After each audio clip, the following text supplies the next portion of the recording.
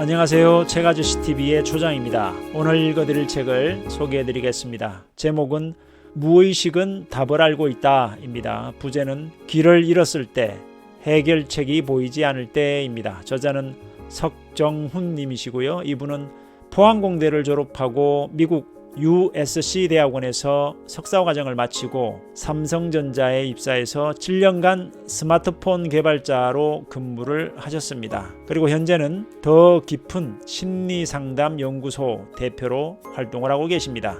출판사는 알키, 2015년에 출간이 되었습니다. 이 책 서문에 보면 한 예화가 나옵니다. 옛날 어느 마을에 한 노인이 살고 있었는데요. 하루는 이 노인이 산을 넘어가고 있는데 길을 잃은 듯 보이는 말 한 마리가 길가에서 한가로이 풀을 뜯고 있었습니다.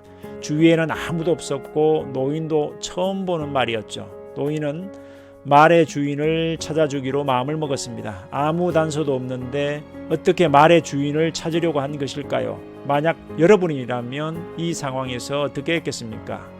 노인은 달리 고민하지도 않고 그냥 말 위에 넙죽 올라탔습니다. 그러고는 말고삐를 쥐고 그저 가만히 있었습니다. 노인을 태운 말은 터벅터벅 걷기도 하고 길 옆에 풀을 뜯기도 했어요. 그러는 동안 말 위에 올라탄 노인은 정말 아무것도 하지 않고 앉아만 있는 듯 보였습니다. 그렇게 시간이 흘러 해가 뉘엿뉘엿지고 땅거미가 내려앉을 무렵 노인을 태운 말은 어떤 마을의 집 앞에 도착했고 거기서 놀라운 일이 벌어졌습니다. 갑자기 집 안에서 한 청년이 기쁜 함성을 지르며 뛰쳐나왔는데 그 청년이 바로 이 말의 주인이었던 겁니다. 청년은 자신의 잃어버린 말을 찾아준 노인이 고마웠지만 생면부지인 이 노인이 어떻게 자신의 집을 알아내 말을 찾아줄 수 있었는지가 매우 궁금했습니다. 노인은 다음과 같이 짧게 대답했다고 합니다.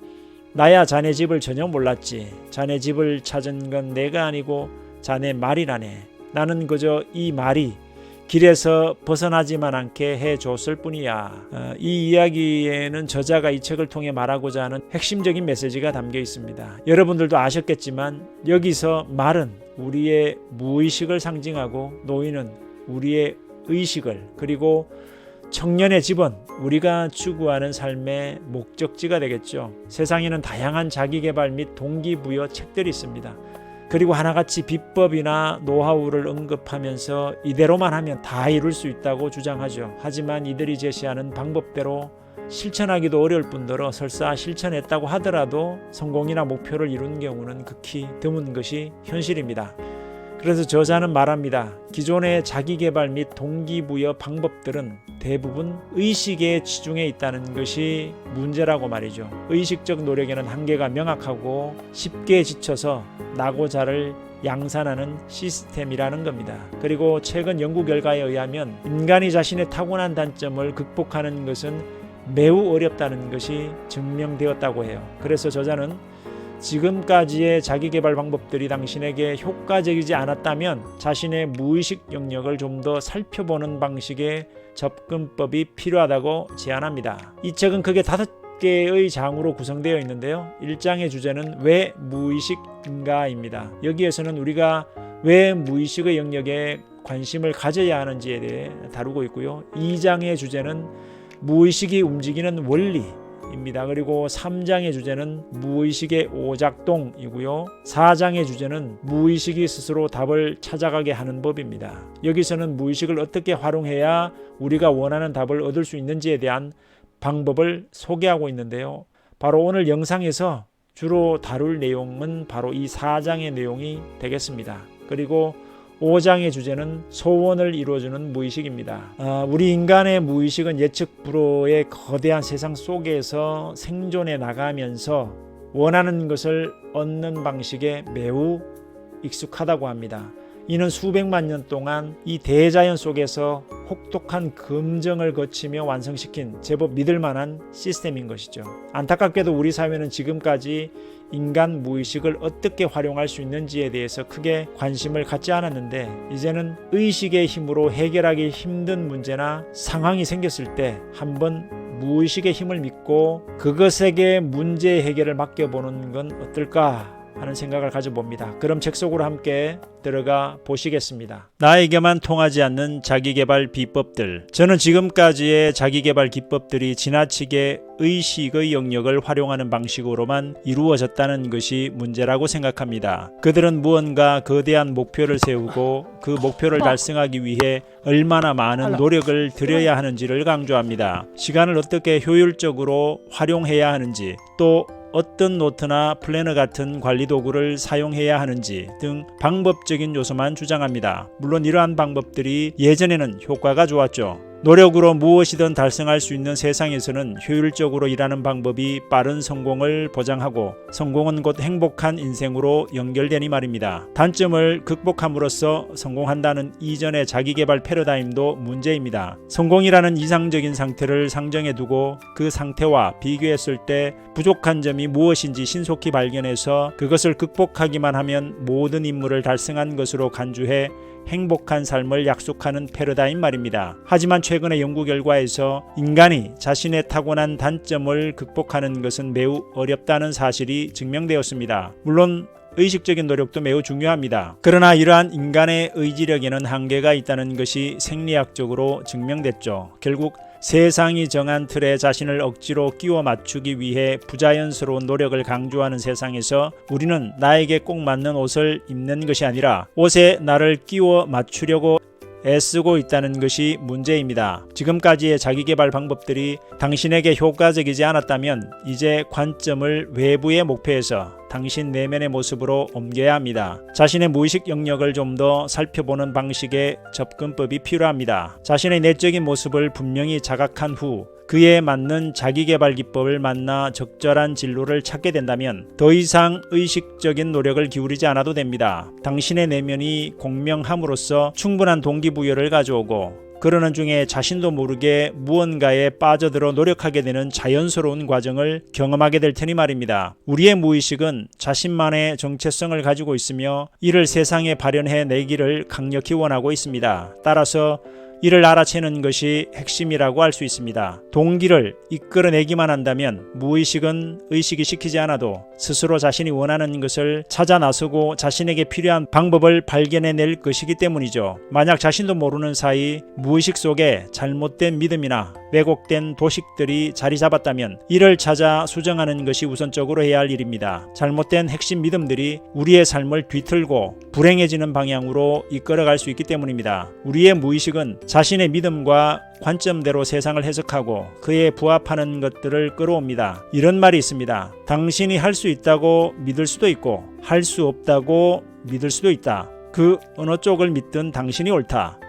혹시 무의식이 잘못된 믿음과 관점을 가지고 있는데 의식이 이를 눈치채지 못하고 있다면 아무리 의식적으로 무언가를 얻으려고 노력해도 당신의 무의식이 이를 방해할 수도 있다는 것을 기억해야 합니다. 거대한 기업의 조직처럼 여러 부서들이 서로 경쟁하는 구조로 이루어진 무의식 속에는 다양한 동기들이 충돌함으로써 내부적인 갈등이 빚어지곤 합니다. 이때 갈등을 조율하고 올바른 피드백을 줌으로써 방향을 잡아주는 것이 의식의 주요 역할입니다. 중요한 것은 의식이 직접 일을 하는 것이 아니라는 겁니다. 실제로 일을 하는 것은 무의식입니다. 우리의 의식과 무의식이 온갖 시행착오를 거치면서 마침내 자신의 역할을 제대로 수행하게 되면 더 이상의 갈등이 없는, 그래서 최고의 효율을 낼 수 있는 최적화된 상태가 됩니다. 의식의 개입 없이도 자동적으로 모든 활동이 톱니바퀴 맞물리듯 돌아가는 고도의 몰입 상태를 경험하게 되는 것이죠. 이 몰입 상태야말로 우리의 무의식을 개발하고 발전시켜 추구해야 할 궁극의 종착지라고 볼 수 있습니다. 몰입을 자주 경험할수록 삶에서 더 큰 행복감을 느끼고 의무적으로도 최고의 성과를 낼 수 있기 때문입니다. 물론 이를 쉽게 얻을 수 있는 것은 아니지만 방향을 제대로 잡고 간다면 누구나 얻을 수 있습니다. 그럼 이제 스스로 답을 찾아가는 무의식을 만들기 위한 구체적인 방법을 단계별로 배워봅시다. 분리하기. 가장 먼저 우리가 해야 할 일은 무의식의 실체를 인정하고 상상해보는 겁니다. 우리 주변에는 눈에 보이지 않아도 그 실체를 인정받고 있는 것들이 많이 있습니다. 공기와 바람이 그렇고 세균도 이에 해당하죠. 동양 사상에서 말하는 기 역시 눈에 보이지는 않지만 많은 이들이 그 실체를 인정하고 있죠. 신 또한 그 신앙을 가지고 있는 이들에게는 분명한 실체가 있는 존재일 겁니다. 앞에서도 잠깐 이야기했지만 상상 속에서 그 존재를 실체화하면 그것이 꼭 눈에 보이거나 피부로 느껴지지 않는다 해도 그 존재를 다룰 수 있게 됩니다. 그래서 무의식을 일깨우는 가장 첫 번째 방법은 무의식이라는 존재를 상상으로나마 실체화해보는 겁니다. 여기에는 연습이 필요합니다. 바로 무의식을 나와 분리시켜서 느껴보는 연습입니다. 우리가 알지도 못하고 통제하지도 못하는 무의식을 나라고 생각할 수 있을까요? 보통 우리는 내가 완전히 소유하고 있고 그 존재에 대해 속속들이 알고 있으며 그것을 내 의지대로 통제할 수 있을 때 비로소 거기에 내 것이라는 이름을 붙입니다. 우리의 무의식은 아쉽게도 이런 범주에 들지 못합니다. 무엇보다 의식의 통제를 거의 벗어난 존재라고 여겨지기 때문입니다. 당신은 혹시 어떤 감정을 임의로 만들어낼 수 있나요? 이를테면 지금 어떤 일로 짜증이 나서 폭발하기 일보 직전인데 갑자기 콧노래가 나올 정도로 신나고 즐거운 감정으로 바꾸는 것처럼 말이죠. 물론 그런 감정이 일어나도록 재미있는 내용의 TV나 만화를 보는 식으로 강제적인 노력을 기울일 수는 있겠죠. 그러나 마음만으로 순간적인 감정을 일으키기는 매우 어렵습니다. 특정 감정이 생겨날 법한 상황을 조성하는 것이 의식이 할 수 있는 전부일 겁니다. 이것만 봐도 우리의 무의식이 의식의 통제를 따른다고 볼 수 없습니다. 하지만 이러한 무의식과 마음을 당연히 내 것이라고 착각하는 데서 여러 가지 부자연스러운 문제가 발생합니다. 내 마음대로 되지 않는 것이 당연한데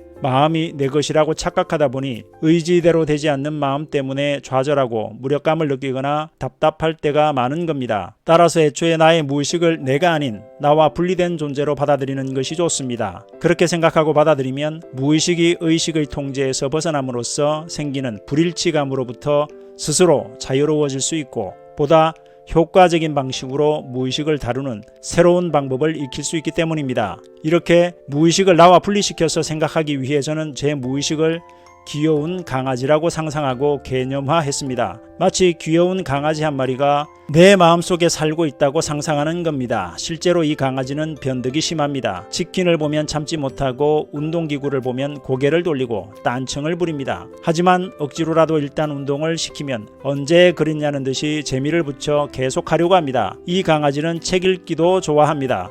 그래서 서점에 데려가면 신나서 이 책 저 책 보려고 뛰어다니곤 합니다. 하지만 여러 사람들과 함께 작업하는 것에는 능숙하지가 않아서 그런 환경에 처했을 때는 성과를 잘 내지 못하고 전전긍긍합니다. 무슨 일을 해야 할 때는 아무도 방해하지 않는 공간에 혼자 두어야 하는 것이죠. 어떤가요? 무의식을 분리시켜 생각한다는 것이 어떤 의미인지 이해할 수 있겠죠. 그렇습니다. 이와 같이 무의식을 따로 떼어 생각하면 내 마음대로 되지 않는 것에 답답해야 할 필요가 없으며 그 존재를 좀 더 편하게 받아들일 수 있습니다. 결국 좀 더 기술적으로 마음을 다룰 수 있게 되는 것이죠. 무의식을 객관적 실체로 규정해 두는 방식은 여러 면에서 장점이 있습니다. 일단 수시로 몰아치는 감정의 소용돌이에서 한 발짝 떨어져 이를 바라볼 수 있는 여유가 생깁니다. 마음의 문제 대부분은 감정 문제인데 엄청나게 강한 감정에 압도당하게 되면 의식의 힘으로 이를 버텨내기 힘들어집니다. 이때 무의식을 개념화해두면 그 감정마저도 객관적으로 다룰 수 있게 됩니다. 또 우리의 의식은 무의식을 통제하는 데 대단히 많은 에너지를 소모하는데 이러한 방식으로 분리해서 생각하게 되면 무의식을 직접 통제하는 것보다 무의식의 속성을 파악해서 그 상태를 효과적으로 변화시킬 수 있는 주변 환경 변화에 더 초점을 맞출 수 있으므로 에너지를 절약할 수 있습니다. 이를테면 의지력의 힘으로 고칼로리의 음식을 먹지 않으려고 노력하는 것이 아니라 애초에 이러한 음식을 눈앞에서 지워버리는 겁니다. 또 이런저런 유혹거리가 많은 방에서 공부해야겠다고 억지로 마음을 다잡을 것이 아니라 그냥 독서실을 가거나 학원에서 강의를 듣는 겁니다. 이러한 발상의 전환이 목적을 이루는 데보다 효과적일 수 있겠죠. 상황의 압력을 활용하는 것, 이는 심리학자들이 가장 추천하는 방식이기도 합니다. 무의식을 애완동물처럼 나와 분리된 어떤 존재로 상상한다면 이처럼 간접적인 통제 방법이 더욱 효과적이라는 것을 쉽게 받아들일 수 있을 겁니다. 관찰하기, 무의식을 나와 다른 존재로 생각하는데 익숙해졌다면 다음으로 해야 할 일은 관찰하기입니다. 무의식이 그저 나라는 사람의 한 부분일 뿐이라고 생각했다면 이를 관찰해야 할 동기를 갖기 어려울 수 있습니다. 내가 나를 모른다는 것이 어쩐지 이치에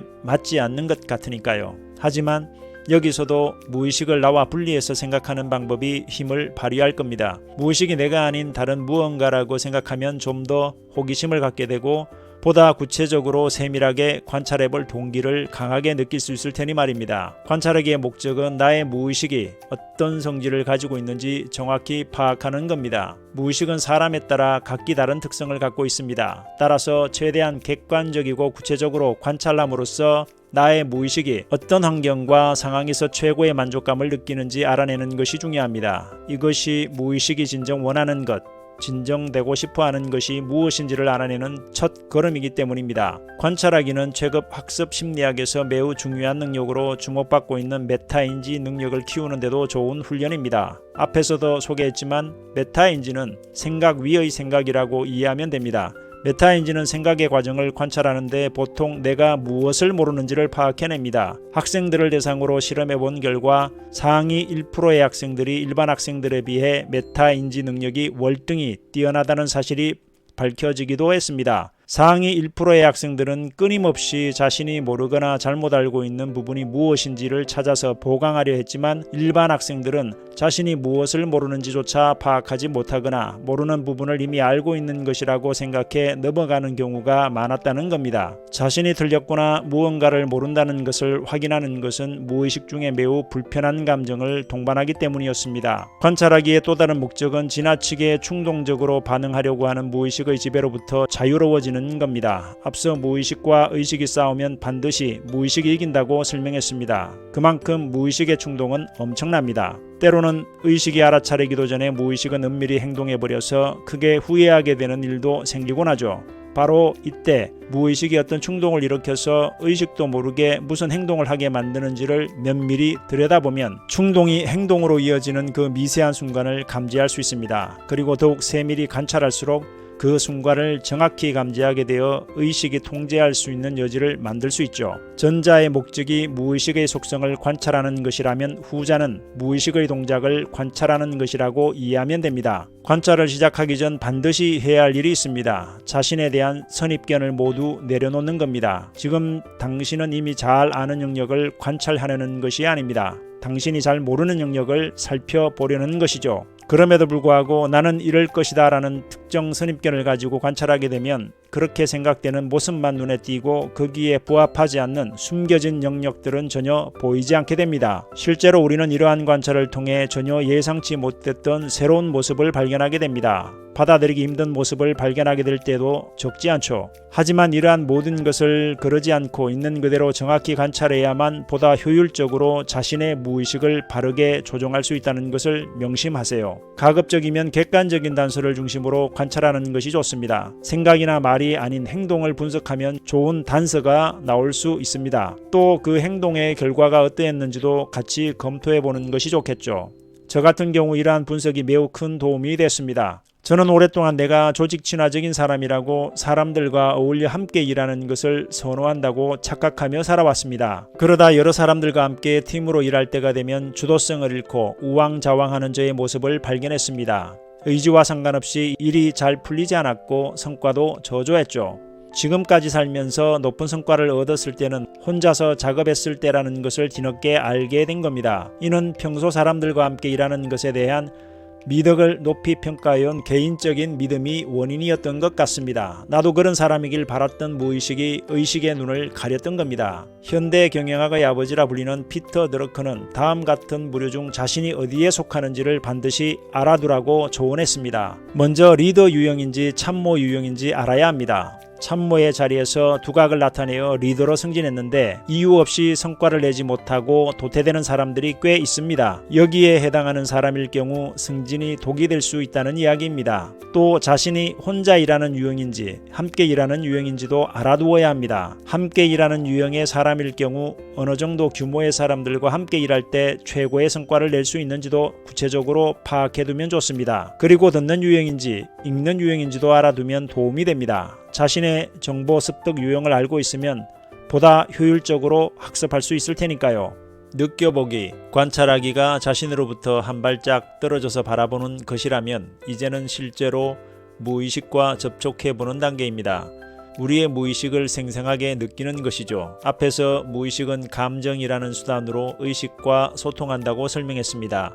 따라서 무의식이 올려보내는 세세한 감정들을 느껴보는 것입니다. 바로 무의식의 동작을 면밀하게 체험하는 단계라고 생각하면 됩니다. 이 단계를 경험하고 나면 우리의 무의식이 그동안 얼마나 많은 순간 의식에게 정보를 전해주려고 애썼는지, 그리고 지금까지 우리가 얼마나 많은 마음속의 느낌들을 외면하고 살았는지를 새삼 깨닫게 될 겁니다. 느껴보기는 우리의 마음 깊은 곳에서 원하는 것이 무엇인지를 알아내는 데 가장 중요한 단계라고 할 수 있습니다. 우리는 종종 내가 원하는 것이 무엇인지 모르겠다라는 말을 하거나 다른 사람들이 이렇게 말하는 것을 듣기도 할 겁니다. 무언가를 원하는 욕망은 무의식에서 올라옵니다. 의식은 이런 욕구와 충동을 조율할 뿐이죠. 따라서 자신이 무엇을 원하는지 모르는 사람이라면 무의식이 보내는 신호에 무심했거나 이 신호를 외면했을 확률이 높다고 해도 과언이 아닐 겁니다. 우리가 내리는 대부분의 결정이 이루어지는 곳 역시 무의식입니다. 의식은 그 결정을 합리화하는 작업을 하죠. 실제 뇌의 감정 영역인 변연계에 문제가 생긴 환자들의 경우 이성적 판단력에는 문제가 없지만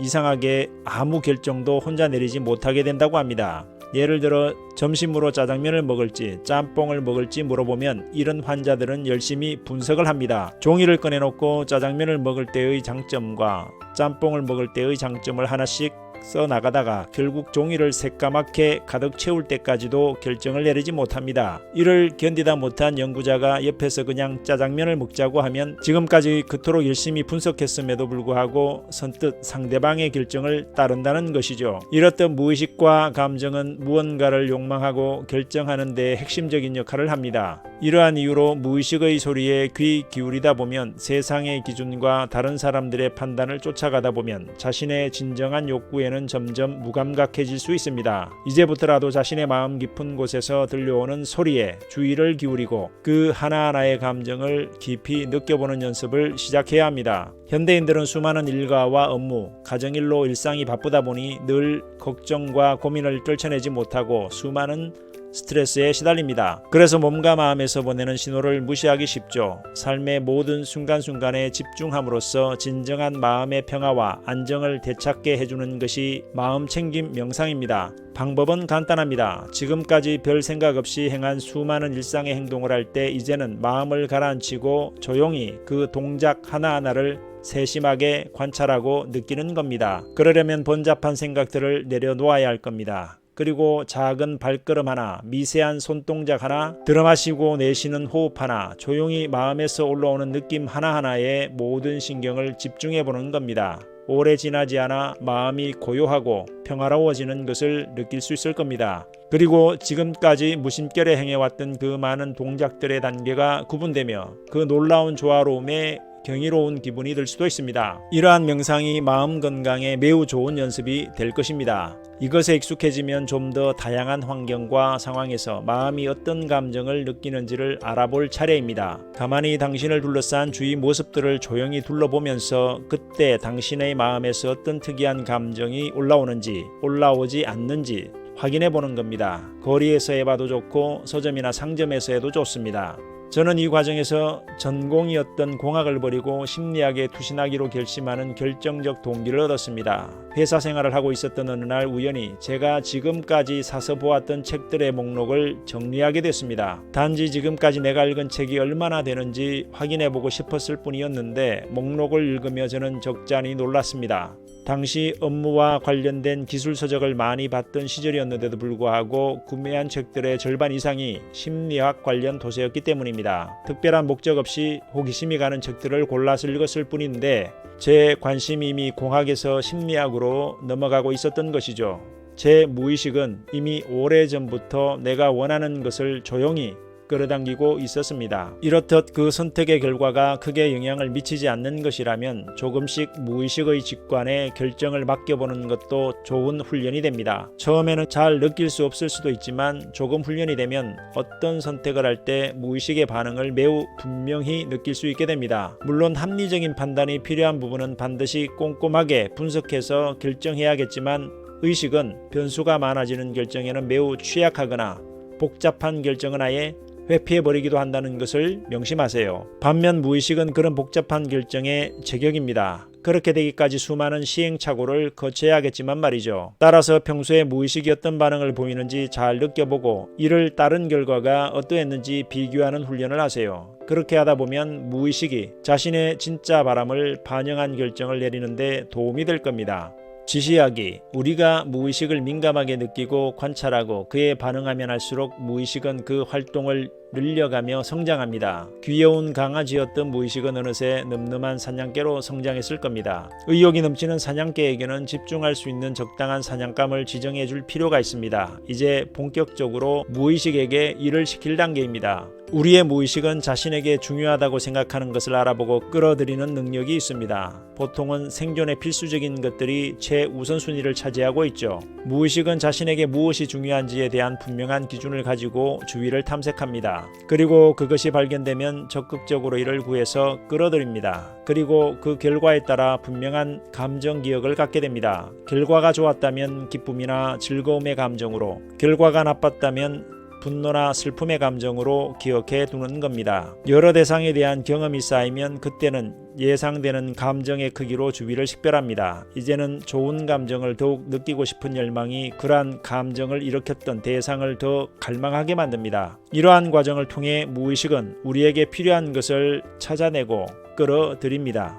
놀랍게도 이 작업은 의식이 다른 일을 하고 있는 순간이나 심지어 잠이 든 순간에도 멈추지 않고 계속됩니다. 중요한 것은 무의식에게 우리가 원하는 것이 무엇인지를 명확히 지시해야 한다는 겁니다. 어떤 문제는 무의식이 답을 찾는 데 많은 시간이 필요할 수도 있습니다. 그런데 지시사항이 명확하지 않다거나 수시로 다른 것을 지시하게 되면 우리의 무의식이 혼란에 빠지거나 작업을 끝까지 이어가지 못할 수도 있겠죠. 또한 무의식의 여러 부분들이 서로 상충되는 목적을 가지고 경쟁하게 되면 극심한 혼란 속에서 마음만 더 복잡하게 만들 수도 있습니다. 그러나 그 지시가 명확하기만 하면 그 작업 내용이 의식 수준에서 잘 파악되지 않는다 해도 우리의 무의식은 수면 아래에서 꾸준히 그 목표를 달성하기 위해 일을 진행할 겁니다. 복잡한 내용을 분석하고 모든 감각기관을 동원하여 필요한 정보를 수집하며 수많은 조합의 방식으로 해결책을 만들어 가다가 드디어 그럴듯한 답을 찾았다 싶을 때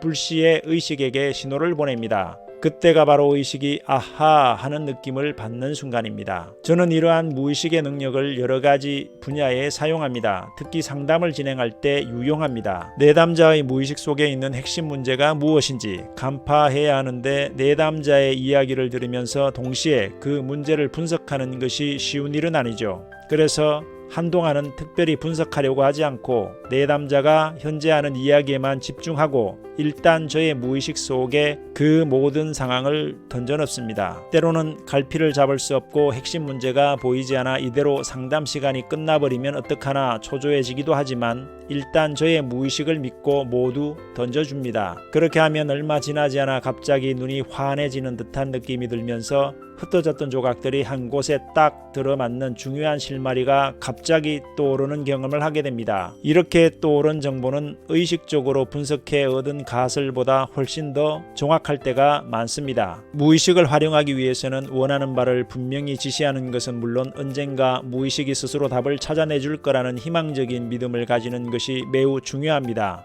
긍정적인 마음가짐을 가져야 한다는 말입니다. 답을 찾기 어려울 거라고 생각하면 정말 우리의 무의식은 그대로 따릅니다. 그 답은 찾기 어렵다고 판단한 후 답을 찾는 것을 포기해버리는 것이죠. 따라서 무의식의 지시를 할 때는 그 내용이 긍정적이어야 합니다. 만약 현재의 궁핍한 삶이 싫어서 부유해지고 싶다면 당신이 정말 부유하게 살아가는 모습을 상상하면서 무의식에게 전달해야 합니다. 그런데 이를 가난이 싫다는 말로 무의식에 전달하면 어이없게도 가난이 싫어지는 상황을 더 확실하게 체험할 수 있는 상황으로 당신을 이끕니다.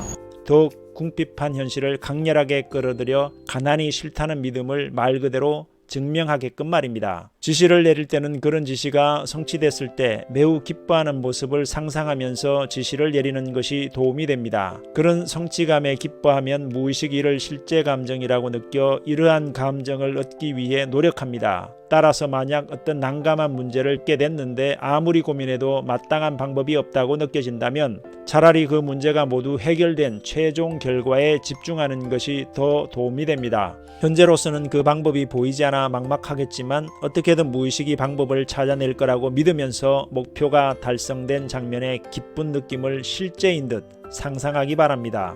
그렇게 생생하게 상상하면 마음속에서 이를 이루고픈 강렬한 열망이 생겨납니다. 이 열망이야말로 무의식을 움직이게 하는 최고의 에너지원이죠. 시도하기, 의식으로 예측했다가 얻은 잘못된 결과, 쓰디쓴 실패의 경험들은 무의식이 성장하는 데 매우 좋은 밑거름이 됩니다. 앞의 과정에서 무의식이 어떤 답을 가져왔을 수 있습니다. 그렇다면 그 결과가 좋은지 나쁜지를 체험해 보는 것이 중요합니다. 만약 그 결과가 좋았다면 충분히 그 기쁨을 누리세요. 그래야 좋은 감정을 따라 무의식이 성장하고 배워갈 겁니다. 하지만 결과가 나쁘더라도 이를 있는 그대로 받아들이는 자세가 필요합니다. 다음에 같은 실수를 반복하지 않기 위해서죠.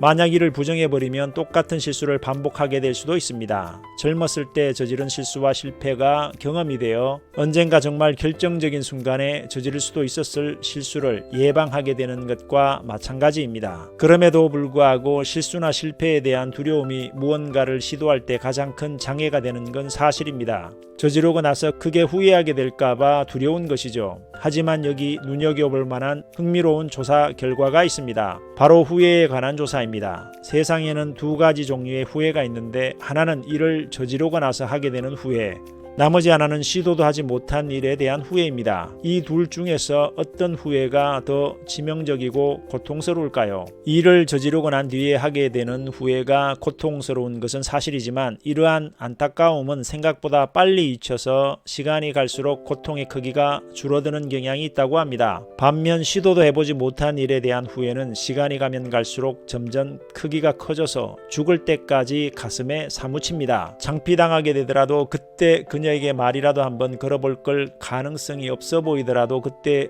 지원이라도 한번 해볼 걸 하고 말입니다. 실패했더라도 해봤던 일에 대해서는 미련이 남지 않지만 시도도 해보지 않은 일은 평생 미련으로 남기 때문입니다. 결코 돌이킬 수 없는 상황이라고 해도 인간의 적응력은 대단하며 아무리 힘들었던 일도 지나고 나면 아름답게 기억되는 경향이 있습니다. 남자들의 군대 생활이 그 대표적인 예죠.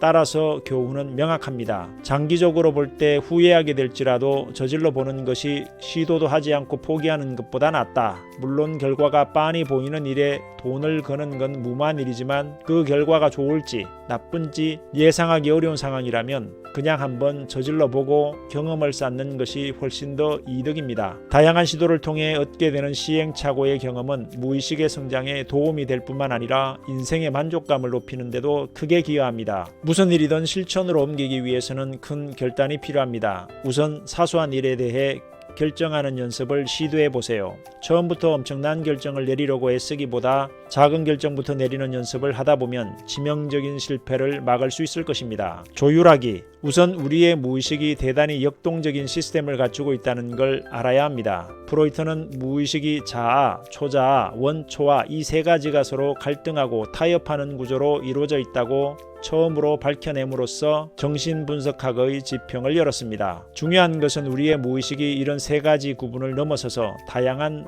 부분적 자아들이 서로 경쟁하고 자신의 욕구를 관철시키고자 갈등하는 매우 복잡하고 역동적인 시스템으로 움직이고 있다는 겁니다. 내적인 경쟁은 어머니 뱃속에 있던 태아 시절부터 시작됩니다. 치열한 욕구들의 경쟁 속에서 보다 현실에 적응하는 데 도움이 되는 부분을 중심으로 정리가 되고 수많은 시행착오를 거친 검증 끝에 나름의 위계와 질서가 잡힙니다. 그렇다고 이런 시스템이 늘 안정적이기만 한 것은 아닙니다. 주위 상황이 변하면 언제라도 그 균형이 깨질 수도 있죠. 무의식의 갈등은 극렬한 감정의 분출로 나타납니다. 지금까지 소외되거나 억압돼 있었던 숨은 욕구들이 이를 더 이상 견디지 못하고 터져나오게 되는 현상이죠. 이처럼 극단적인 감정을 분출하는 것이 습관화되어서 주위 사람들로부터 다혈질적인 사람이라는 평가를 받는 이들도 있습니다. 이렇게 분출되는 감정은 그 힘이 대단히 강력합니다. 켜켜이 쌓인 감정 에너지가 터져나오면 대부분의 경우 의식은 통제권을 상실합니다. 따라서 애초에 이런 일이 벌어지지 않도록 늘 의식은 주위를 잘 살펴야 합니다. 자신의 마음 상태를 관찰하는 것에서부터 시작하죠. 불교적 수련을 하는 이들은 이를 항상 깨어있는 것으로 표현합니다. 합니다. 이때도 무의식을 나와 분리해서 생각하는 방법이 매우 유용합니다. 심리학자들은 만약 순간적으로 어떤 큰 감정이 올라오는 것이 느껴지면 바로 그 순간 그 감정에 분노 혹은 슬픔과 같은 이름을 붙여보라고 권합니다. 그렇게 이름을 붙이면 그 감정을 보다 객관적으로 볼 수 있게 되므로 순간적인 감정에 휩싸여 일시적으로 의식의 통제권을 뺏기는 일은 어느 정도 방지할 수 있다는 겁니다. 우리의 무의식은 매우 다면적인 모습을 보이기도 합니다. 늘 한 가지 상태를 유지하는 것이 아니라 상황에 따라 서로 다른 자아를 전면에 내세운다는 말입니다. 평소 수줍은 소녀처럼 얌전하던 사람도 어떤 친구만 만나면 갑자기 개구쟁이 같은 모습을 드러냅니다.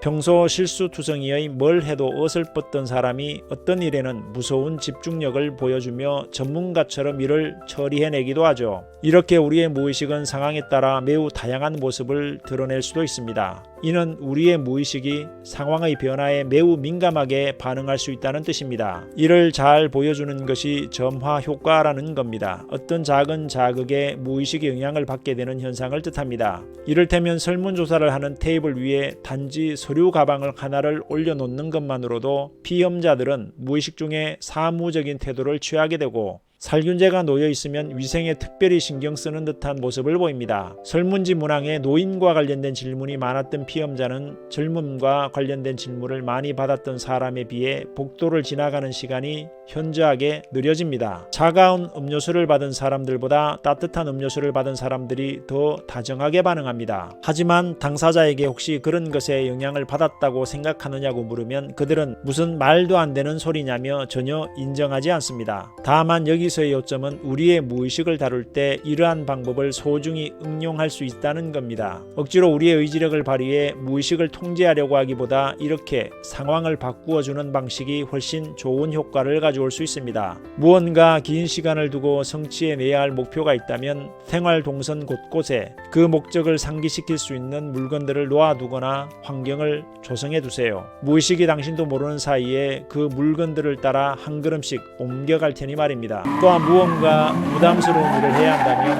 그 일을 아주 잘게 쪼개서 가장 쉬운 첫 번째 동작 하나만 취하는 것부터 시작하기 바랍니다. 일의 전부를 해야 한다고 생각하면 부담이 사라지지 않습니다. 너무 쉬워서 핑계도 대지 못할 만큼 사소한 첫 번째 동작 하나만 취해보자는 마음으로 시작하세요. 그러면 일을 안 하는 나에서 일을 하는 나로 순간적인 상태 변화가 일어납니다. 그 작은 동작 하나가 다음 일로 진행하는 부담을 크게 줄였다는 사실을 금방 느끼게 될 겁니다. 몰입하기. 몰입을 강조하는 이유는 무의식이 복잡한 문제를 해결하는 데에 그에 상응하는 깊은 집중의 단계를 필요로 하기 때문입니다. 쉬운 산수 문제 같은 경우는 엄청나게 집중하지 않아도 간단히 풀 수 있지만 고도로 복잡한 물리학 문제나 사회, 경제학 문제 같은 경우는 수많은 변수들과 관계들을 종합적으로 고려해야 합니다. 그만큼의 심도 깊은 몰입의 시간 동안 우리의 무의식은 이곳저곳 깊고 멀리 흩어져 있던 정보들을 여러 방법으로 취합하고 융합시킵니다. 마치 뜨거운 용광로에서 갖가지 물질이 녹고 다시 결합돼 새로운 물질로 탄생하듯 무의식은 몰입의 과정을 거쳐 전혀 새로운 답을 도출해냅니다. 답을 얻기까지 다양한 분야의 배경 지식이 동원되어야 할 수도 있습니다. 그러나 현실 속에서 우리는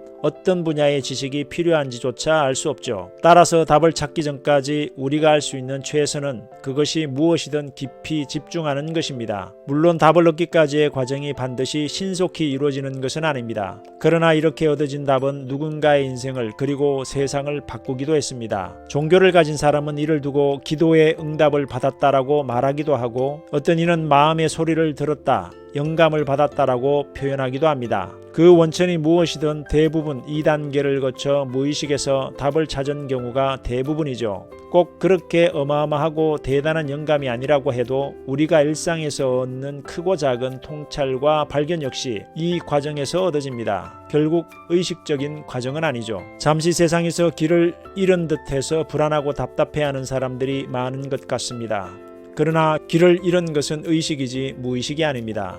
당신이 어디로 가야 할지를 무의식은 알고 있습니다. 의식이 희망을 버리지만 않는다면 무의식이 끝까지 최선을 다해도 올 겁니다. 정신없이 변해가는 세상에 시선이 팔려 자신을 잊고 살아가다 보면 자신이 나아가야 할 길을 잃어버릴 수 있습니다. 언젠가 길을 잃었다고 생각된다면 그 순간이야말로 자신에게 집중해 봐야 할 때라는 사실을 기억하세요. 이제 당신의 무의식을 믿어야 할 때입니다. 평소엔 하지 않았던 것이라도 용기를 내서 시도해 보세요. 숨어 있었던 당신의 새로운 모습을 발견하고 놀라게 될 테니까요.